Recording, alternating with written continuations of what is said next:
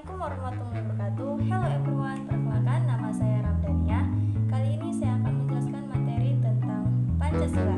Yang pertama yaitu unit 1. Peta pemikiran pendiri bangsa tentang Pancasila.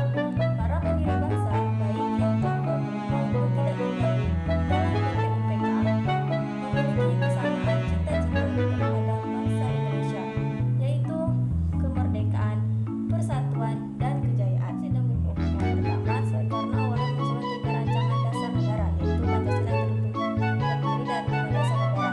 Selain Soekarno, pendiri bangsa lainnya seperti Soekarno, Yamin, dan Mahatma juga turut memberikan ide tentang dasar negara. Masing-masing dari mereka membuat 5 poin dasar negara, sama halnya seperti yang diajukan oleh Soekarno. Nama saya Siti Maimunah.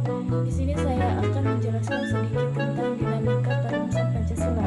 Dalam sidang PPUPK terjadi perbedaan pendapat di antara pendiri bangsa mengenai pandangan terhadap agama dan dasar negara.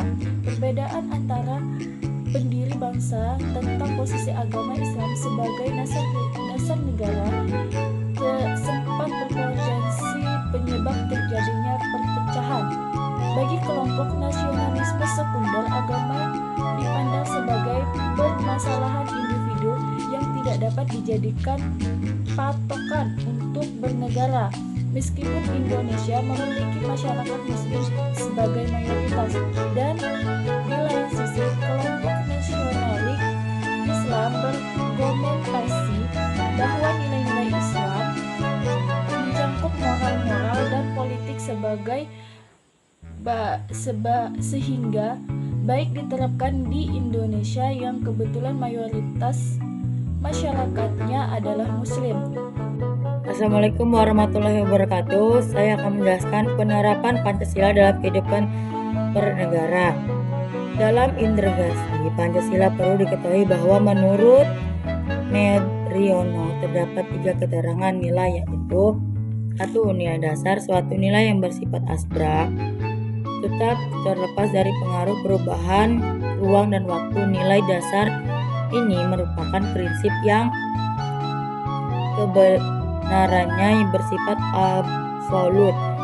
2. Nilai instrumental, nilai yang bersifat kontekstual. Nilai instrumental merupakan jabaran dari nilai-nilai Pancasila berupa arahan, kinerja, dan kurun waktu tertentu dan untuk kondisi tertentu.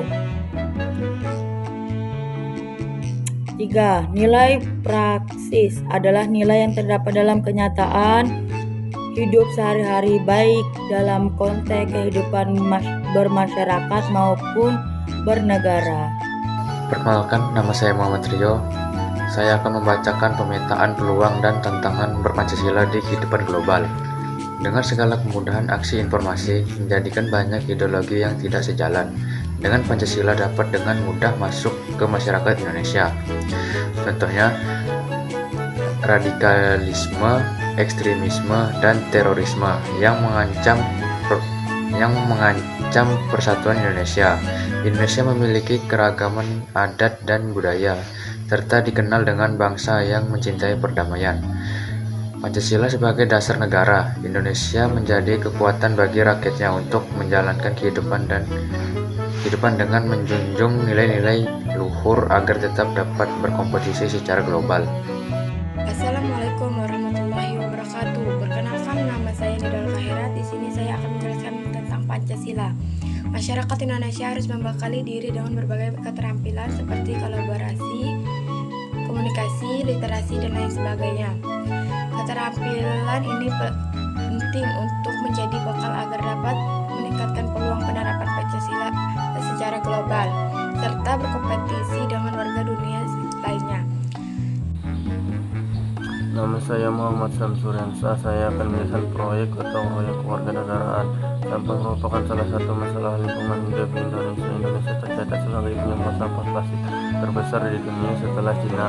Jika tidak ditangani dengan baik, sampah dapat menimbulkan banyak masalah seperti masalah kesehatan, lingkungan, sosial, dan ekonomi. Fenomena korupsi Indonesia masih cukup memprihatinkan. Indeks persib korupsi Indonesia ada di sekitar 40 dan ranking 85 dari 180 negara. Meskipun mengakui tren membaik di tahun-tahun sebelumnya, namun Indonesia masih relatif rendah dibandingkan dengan negara-negara Asia Tenggara lainnya seperti Singapura dan Malaysia. Assalamualaikum warahmatullahi wabarakatuh.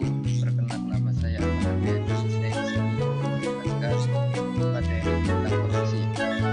Karena korupsi di negeri masih berada pada banyak pelaku tinggi, adanya upaya-upaya strategis untuk memberantasnya. Salah satunya dengan menanamkan nilai-nilai luhur anti korupsi sejak dini.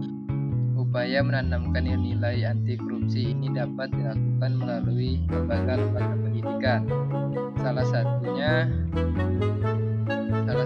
dengan mendirikan kantin kejujuran. Kantin kejujuran berfungsi untuk memfasilitasi kebutuhan peserta didik, seperti alat tulis, makanan ringan, dan minuman ringan. Kantin ini dibentuk tidak semata untuk mencari keuntungan belaka, namun kantin kejujuran berdiri untuk membangun karakter dan budi pekerti yang luhur, seperti bertanggung jawab, disiplin, dan jujur.